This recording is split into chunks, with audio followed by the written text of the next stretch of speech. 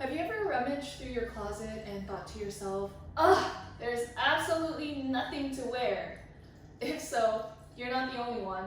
I know I've experienced this multiple times. The State of Fashion's 2019 report shows a study where 1 in 3 young people considered clothes old after only wearing them once or twice. With the rise of social media and the desire for constant newness, fashion cycles have sped up with endless new styles and trends. As a result, fast fashion has emerged. Fast fashion focuses on mass-producing high volumes of trendy clothing as quickly and as cheaply as possible, sacrificing quality, durability, and ethicality. A sustainable industry is built on environmental and social justice for long-term continuation. However, the fast fashion industry is doing the exact opposite. It only focuses on the short-term immediate.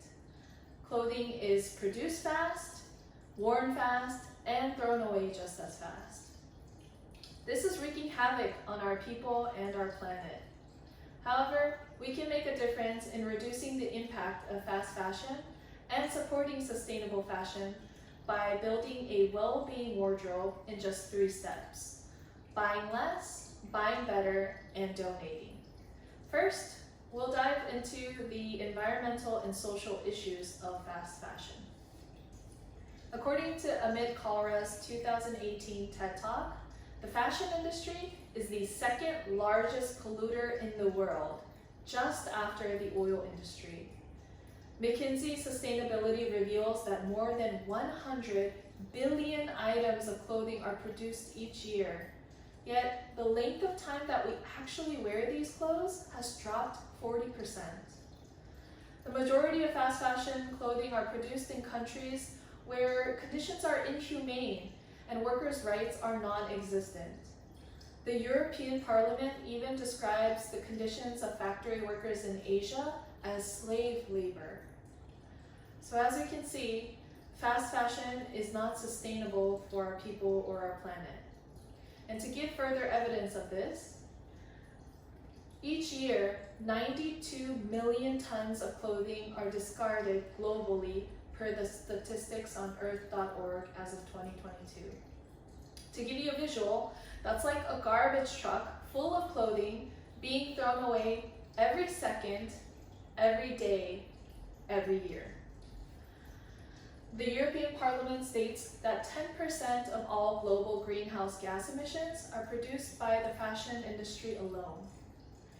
And a 2018 New York Times article details a tragic 2013 event in Bangladesh where an 8-story garment factory building called the Rana Plaza came crashing down, killing more than 1,100 people and injuring more than 2,500. Accidents like these shed light on the hazardous working conditions and poor building standards. As inhabitants of this earth, we have the social and ethical responsibility to protect the environment and workers' rights. As the 2nd largest polluter, the fashion industry uses up so much of our precious resources, such as land, water, and air. And just as we wouldn't want to work in horrible conditions with horrible pay and horrible hours, we should advocate the same for others globally. Now that we've gone over the sustainability issues of fast fashion, next, we'll go over what we as consumers can do to help. In 2022, 3 researchers from the Institute for Sustainable Futures developed a concept called the well-being wardrobe. We can create our own well-being wardrobe by following these 3 steps. Number 1, buying fewer new clothes. We should restyle, repair, and reuse the clothing that we already have. By doing so, we can reduce the demand, production, and subsequent pollution of fast fashion. Number 2, buying clothing that's higher quality and longer lasting from sustainable companies. A 2020 article from the University of Colorado Boulder's Environmental Center states that 3 out of 5 fast fashion items end up in the landfill. Buying higher quality clothing will solve this issue by remaining a classic staple in our wardrobe that we can wear over and over again. And by purchasing from sustainable companies, we will help support better wages and better conditions for factory workers. And finally, number 3, donating instead of throwing away our clothes. Clothes that are thrown away are either incinerated or sent to the landfill, both of which produce massive amounts of waste. But what if we don't take action? Next, I'll show you what will happen. Imagine our landfills being filled to the brim and taking up the majority of our land space, possibly maybe even having to live next to one.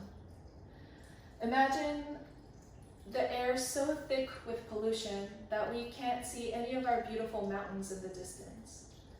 Imagine a mother working 16 hours a day, 7 days a week, yet barely making enough to feed herself and her child.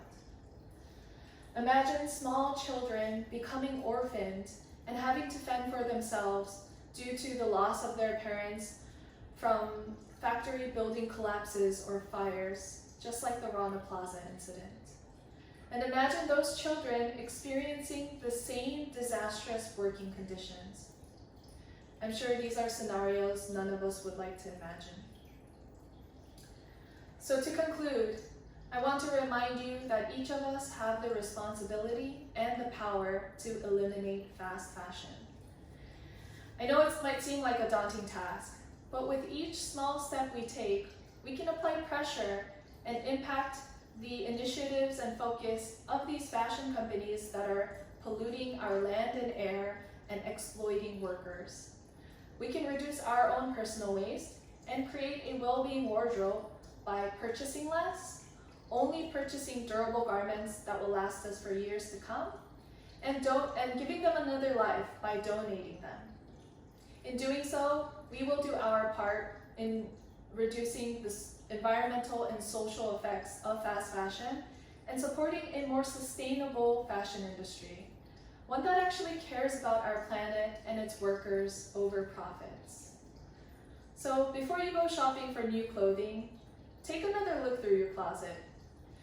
Go through those deep corners and pull out the clothing that never see the light of day.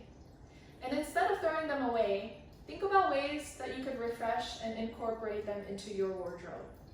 Who knows, that jean or jacket that you think is so out of style today might just make a comeback.